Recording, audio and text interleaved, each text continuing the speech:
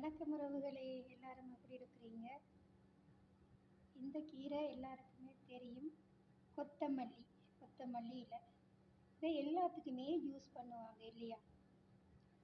கோழி குழம்பு, மட்டன் குழம்பு, மீன் குழம்பு, வெஜிடபிள்ஸ் பிரியாணி எல்லாத்துக்குமே இதை சேர்த்து கொள்வாங்க.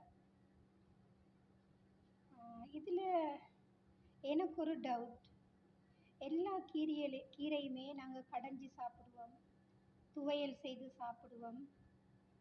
இந்த கீரையில் இந்த கொத்தமல்லி கீரையை யாராவது துவையல் செய்து சாப்பிட்ருக்குறீங்களா? எனக்கு ஒரு டவுட். இல்லை பொரியல் பண்ணி சாப்பிட்ருக்குறீங்களா? அது சொல்லுங்கள் ஃப்ரெண்ட். என்னது, எல்லாருக்கும் எல்லாம் தெரியாது தானே, சில டவுட் வரும் தானே.